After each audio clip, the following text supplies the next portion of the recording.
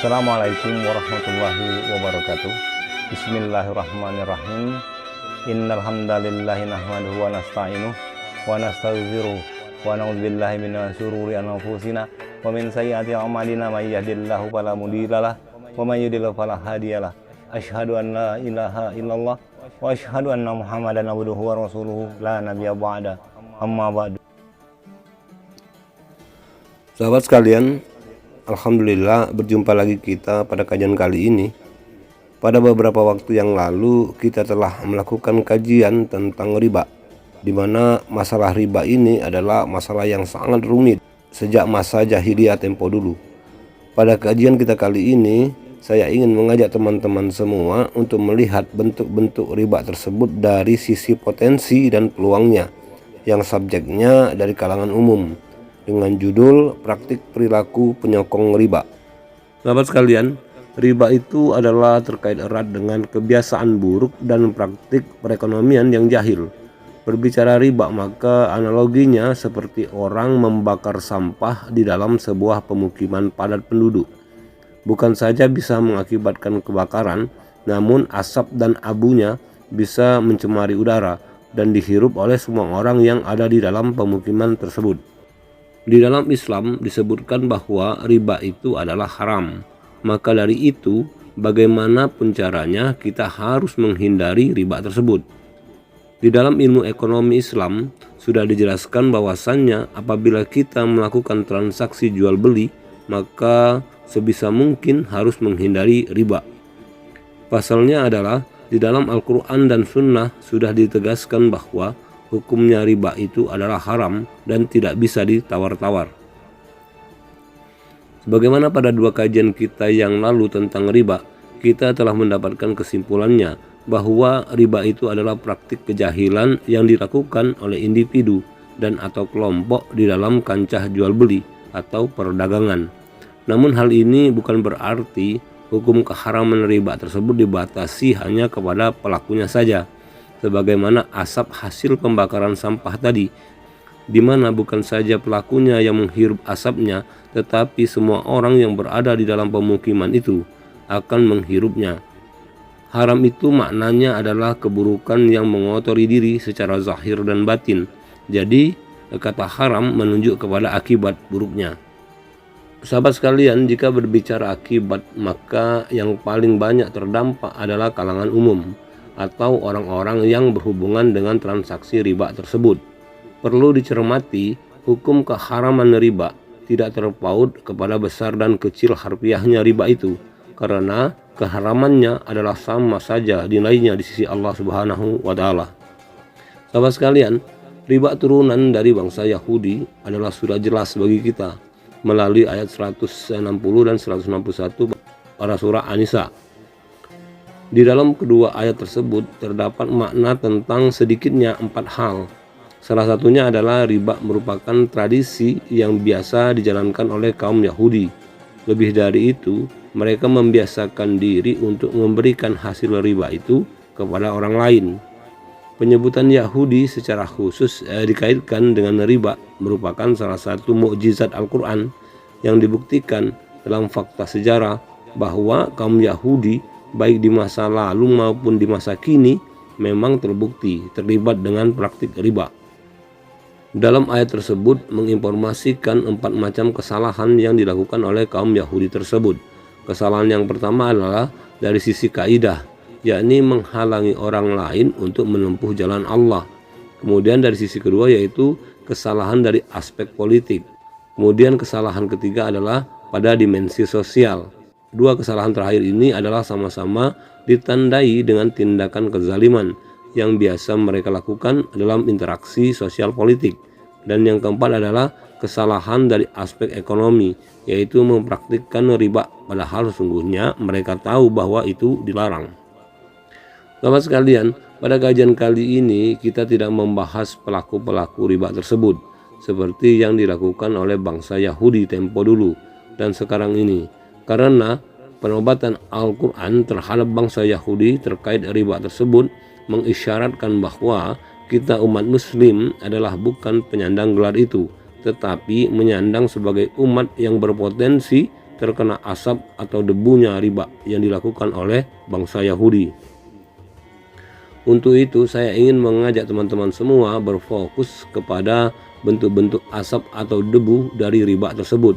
Dan perlu saya tegaskan sekali lagi bahwa baik orang yang membuat sumber asap atau orang-orang yang menghirup asapnya adalah sama keburukannya yang mereka terima, dan di sisi Allah ini adalah dosa keharaman yang jauh lebih besar dari dosa zina.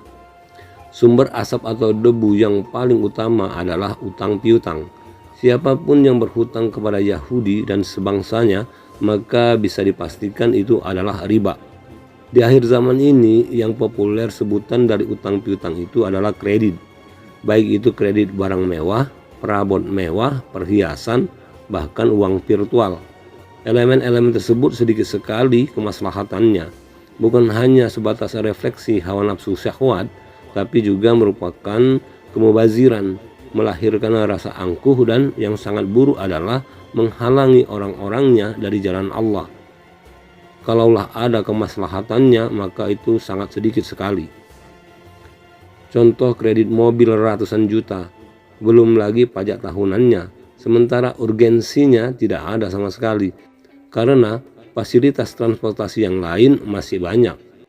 Para pengais rezeki di jalur transportasi umum menjerit karena pekerjaan mereka dimatikan secara perlahan-lahan, dan inilah kezaliman. Kemudian lagi begitu juga dengan perabot mewah dan perhiasan, yang kesemua itu hanya karena perilaku menghambakan diri kepada syahwat duniawi belaka.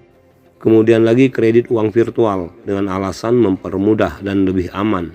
Padahal sesungguhnya hal ini karena menuruti gaya hidup yang boros dan sangat bersumbangsi sebagai pelaku riba 1000 tangan. Dan kemudian lagi investasi uang berbunga uang yang menjanjikan kekayaan dalam waktu singkat, yang pada kenyataannya adalah penipuan para pakar-pakar riba dan lain sebagainya. Kemudian lagi terlibat sebagai pekerja dan penyalur dalam transaksi penimbunan sembako misalnya, yang membuat pedagang kecil dan masyarakat menjerit karena mengalami defisit uang belanja dan kerugian karena harga beli melonjak dari harga jual sebelumnya. Ini adalah kezaliman, dan ada banyak bentuk-bentuk asap atau debu riba tersebut yang dibuat oleh pelaku riba dari turunan Bani Israel atau Yahudi tersebut. Dan dalam sebuah hadis Nabi Muhammad SAW dijelaskan tentang orang yang mengulur-ulur waktu pembayaran hutang atau kebiasaan orang yang zalim. Hadis yang dimaksud itu adalah berbunyi penguluran waktu pembayaran utang oleh orang kaya, dan ini merupakan sebuah kezaliman. Hadis riwayat Bukhari. Dan kita tahu bahwa yang kredit barang-barang dan perabot mewah, perhiasan, uang virtual, dan bermain investasi uang adalah kalangan orang-orang kaya, dan mirisnya adalah korbannya adalah orang-orang miskin yang mereka kehilangan mata pencarian karena kebiasaan orang-orang kaya yang suka makan riba. Sahabat sekalian, sekarang kita melihat dari sisi jahil dan kebatilan yang menuai riba di level kalangan umum. Di level kalangan umum notabene adalah bukan pelaku riba tetapi terjebak riba karena jahil dan batil. Ada 4 perilaku yang berpotensi terjebak kepada riba. Perilaku yang pertama adalah orang yang malas mencari nafkah. Kemudian kedua adalah orang yang tidak amanat terhadap utangnya. Yang ketiga adalah orang yang hidupnya tidak qanaah. Dan yang keempat adalah orang yang mencintai hartanya. Mari kita uraikan satu persatu. Pertama, ketika orang malas dalam mencari nafkah, terlebih jika dia sudah mempunyai anak dan istri, maka perilaku malas tersebut akan mendorong individunya untuk dekat dengan utang dan sangat dimungkinkan sulit dalam mengembalikannya. Dan disinilah potensi terjebak kepada riba itu, di mana ketika dia telat membayarkan, maka si pemberi utang akan tergerak melipat gandakan utang tersebut. Kemudian perilaku yang kedua adalah tidak amanat terhadap utang. Dan banyak orang yang memang dengan sengaja tidak mau membayar utangnya. Bukan dia tidak punya uang, tetapi lebih dikarenakan kebakhilannya atau sifat pelitnya. Dan perilaku tersebut ini juga adalah berpotensi menuai riba. Kemudian lagi perilaku yang ketiga, orang yang hidupnya tidak qanaah.